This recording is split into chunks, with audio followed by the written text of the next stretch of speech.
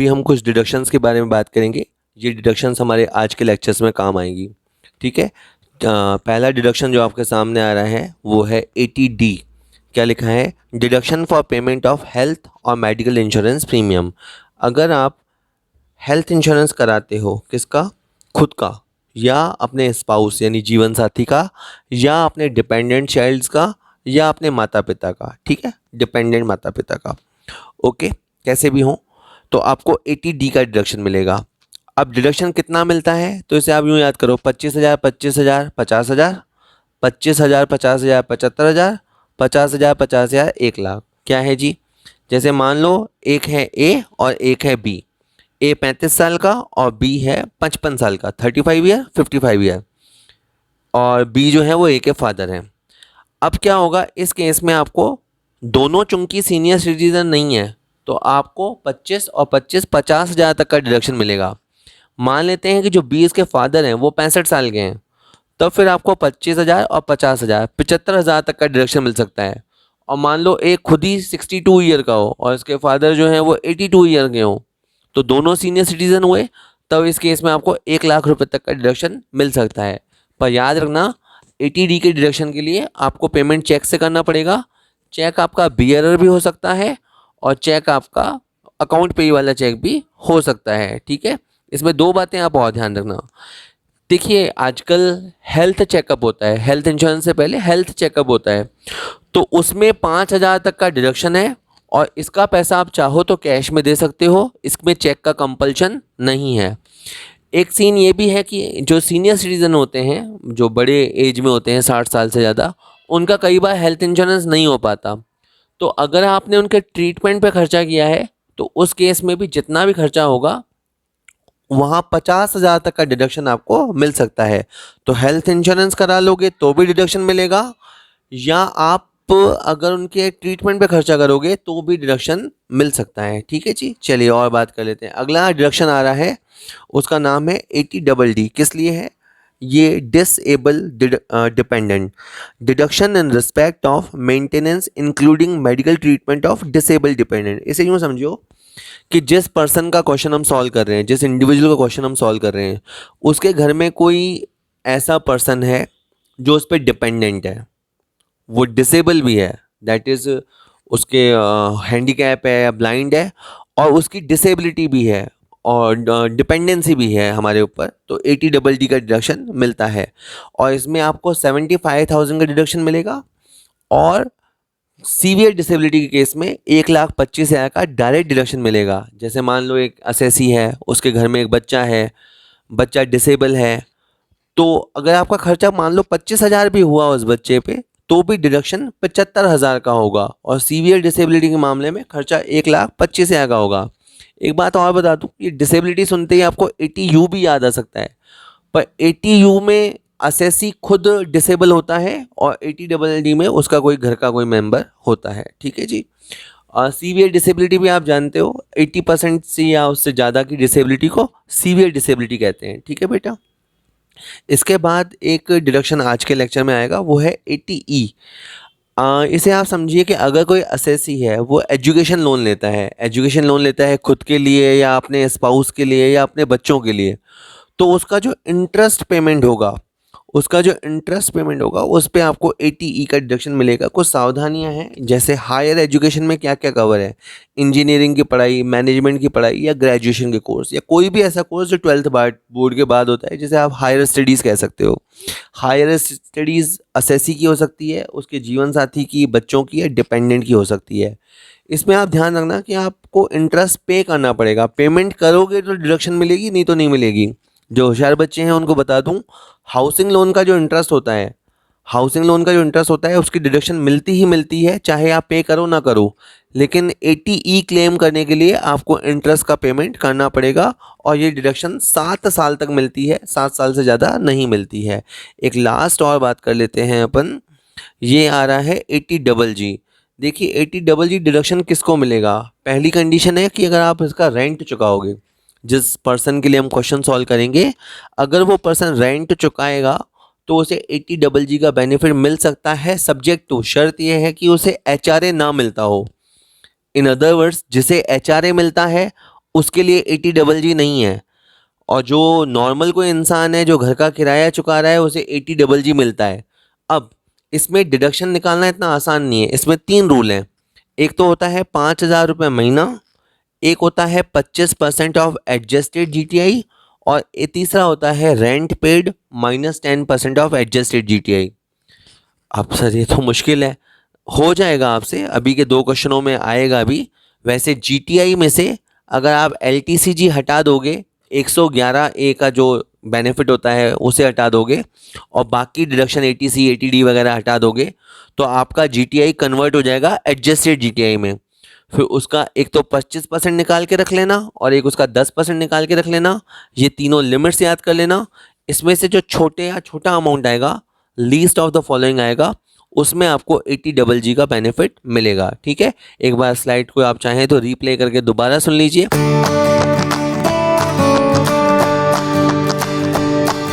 में अपन assessment of individual के question कर रहे हैं। जैसे ये कृष्ण गोपाल है, तो कृष्ण गोपाल है असेसी, हम इसकी इनकम निकाल रहे हैं, उसको बोलते हैं असेसमेंट, और असेसमेंट के दौरान निकाली जाती है टोटल इनकम।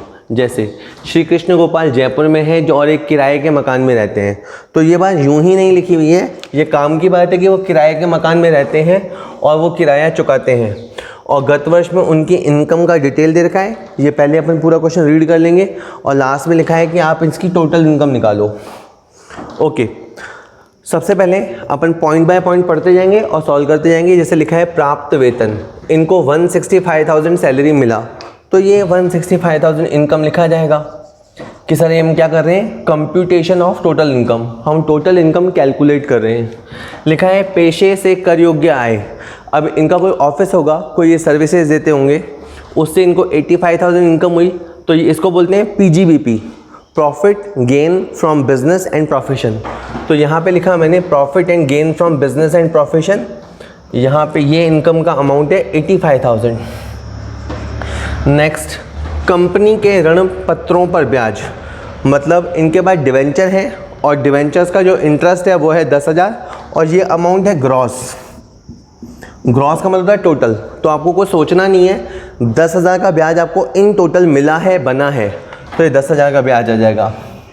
ये आपने कमाया है, जितना भी इंटरेस्ट आप कमाते हैं वो अदर सोर्स में आता है।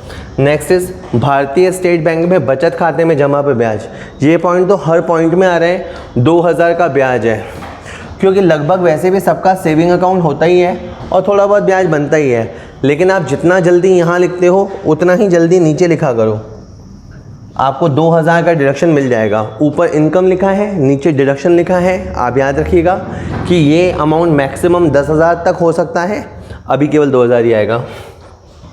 दीर्घकालीन पूंजी लाभ, लॉन्ग टर्म कैपिटल गेन, हमने कैपिटल गेन के काफ़ी वीडियोस देखे हैं, हम प्रॉपर्टी सेल करी है और हमें लॉन्ग टर्म कैपिटल गेन हुआ है 20,000 का, तो ये आ गया LTCG 20,000। क्वेश्चन में और देखते हैं, गत वर्ष प्रीवियस ईयर उन्होंने 4,000 रुपये इंदिरा गांधी मेमोरियल फंड में चंदे का भुगतान किया। अब देखो इन लोगों ने ना डोनेशन दिया है इंदिरा गांधी मेमोरियल फंड में, तो अभी आपने थोड़ी देर पहले PPT में देखा कि इसमें डोनेशन देने पर आपको आधी डिडक्शन मिलेगी। जैसे 4,000 डोनेशन दिया ना, तो आपको 2,000 की डिडक्शन मिलेगी, तो यहाँ लिखा मैंने 2,000। इसकी सर कहाँ लिखा, 80G लिख के donation to Indira Gandhi memorial fund, और आपको 2,000 का डिडक्शन मिलेगा।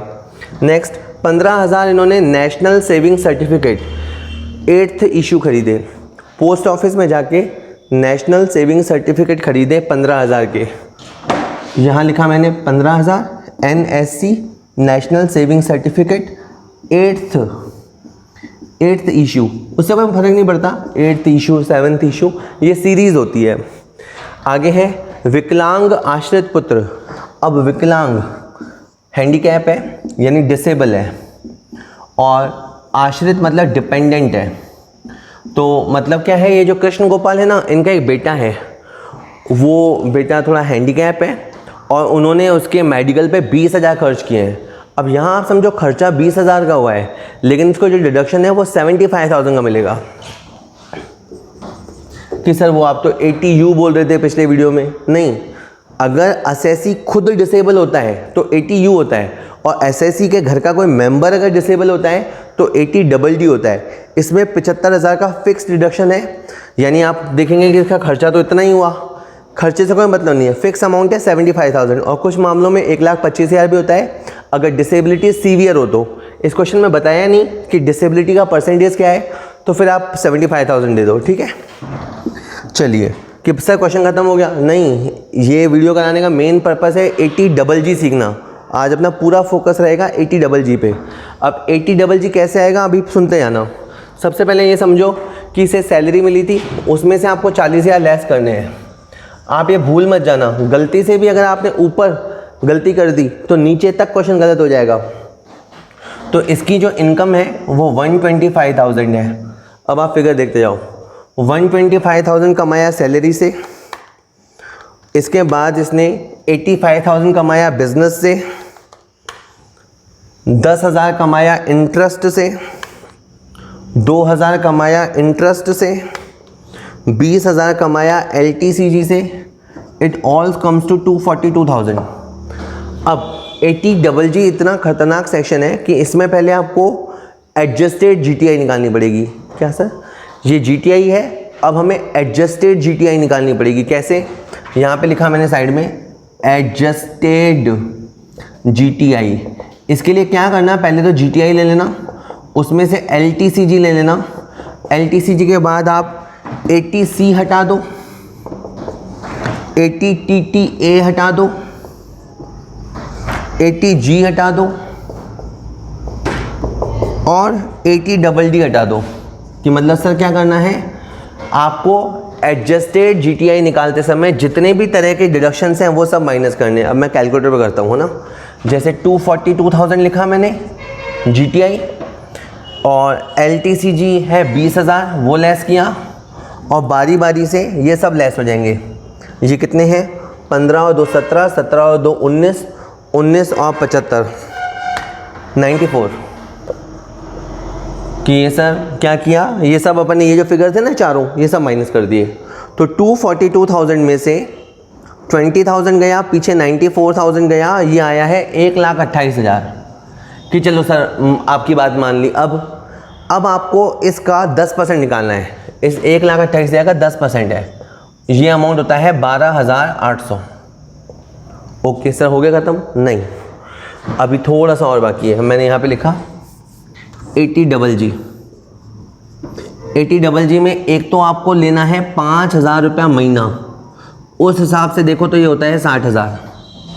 एक होता है एडजस्टेड GTI मल्टीप्लाई 25%।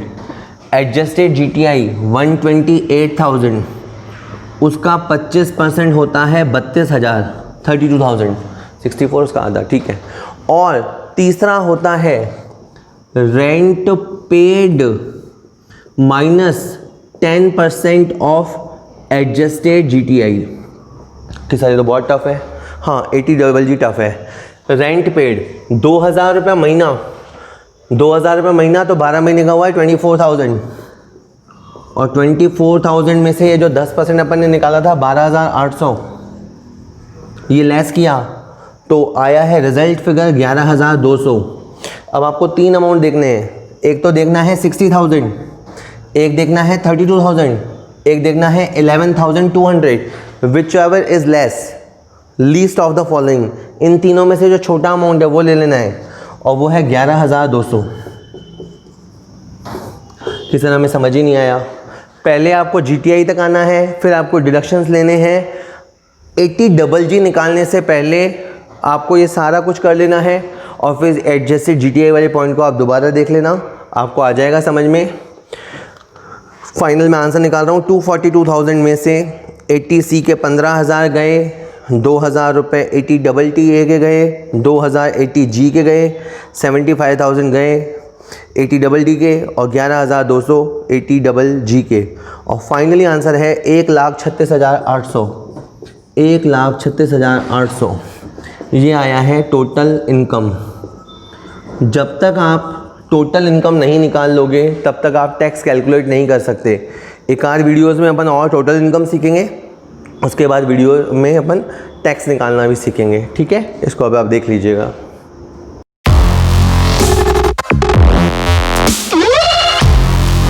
असेसमेंट का एक क्वेश्चन और अपन देखेंगे। अब के बाद अपना जो असेसी है, जो अपना डिटेल लेके आया है, वो खुद एक सीए है। कहता है श्री योगेश, जो कि जयपुर में एक चार्टेड लेखाकार हैं, चार्टेड अकाउंटेंट हैं, गत वर्ष के लिए निम्न सूचनाएं प्रस्तुत करते हैं। उन्होंने पिछले साल जो भी कमाया उसका डिटेल वो हमें दे रहे हैं। सुनते हैं क्या बताते हैं। इस वर्ष उनके या उनके परिवार सदस्य के नाम पर जयपुर में कोई भी निवासी या मकान नहीं है, मतलब इनके पास कोई रहने का मकान नहीं है, न तो खुद के नाम में न किसी फैमिली मेम्बर के नाम पे। आप उनकी असेसमेंट वर्ष 19-20 के लिए कर योग्य इनकम की गणना कीजिए। तो वो अपने पास आए हैं 19-20 में, और जो डिटेल वो लेके आए हैं वो है 18-19 की।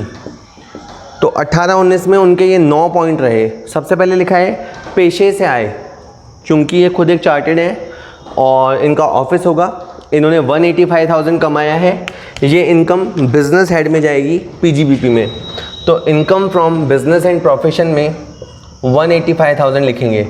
एज़ यूजुअल हम क्वेश्चन को पढ़ते जाएंगे और सॉल्व करते जाएंगे। एग्जाम में अपन सब जानते हैं, पहले अपन पूरा क्वेश्चन रीड करेंगे।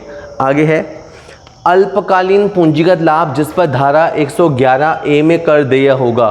तो ये दे रखा है short term capital gain, STCG और 10,000 रुपये। तो यहाँ पे अपन सीजी में गए और इसके अंदर ये आपका एसटीसीजी करके आ गया। 111A सेक्शन अपन सब जानते हैं, अगर अपने पास इक्विटी शेयर हो, लिस्टेड हो और उसकी सेल से अगर अपने को शॉर्ट टर्म गेन होगा तो उसे एसटीसीजी कहते हैं, स्पेशल वाला। Next is long term capital gain, 5,000 रुपये, ये 5 आएगा लॉन्ग टर्म कैपिटल गेन। आगे लिखा है अन्य साधनों से आए इनकम फ्रॉम अदर सोर्स 21,000, ये लिख दिया मैंने इनकम फ्रॉम अदर सोर्स। इसके बाद बैंक से पुत्र की चिकित्सा शिक्षा हेतु लिए गए ऋण का पुनर्भुगतान जिसमें 21,000 ब्याज के हैं। अपन अब समझे, थोड़ा सा ठेठ हिंदी लिखा हुआ है बट आप सुनेंगे तो समझ पाएंगे। इन्होंने बैंक से लोन लिया, क्यों लिया कि इनका बेटा मेडिकल की पढ़ाई करता है। इन्होंने 42,000 वापस किए। आप सिंपल समझो, बेटा है, पढ़ाई कर रहा है, मेडिकल लोन लिया, एजुकेशन लोन लिया और उसका इन्होंने 42,000 पे किया। इसमें से 21,000 ब्याज है, तो ये जाएगा 80E में 21,000। आप इसे कैसे याद करेंगे बेटा, E से एजुकेशन याद रख लो और एजुकेशन लोन हो जाएगा। तो 21,000 केवल interest component, only for interest component. Next, जीवन साथी जिसकी आयु 52 वर्ष है, उसकी हेल्थ हेतु लिए गए पॉलिसी का प्रीमियम।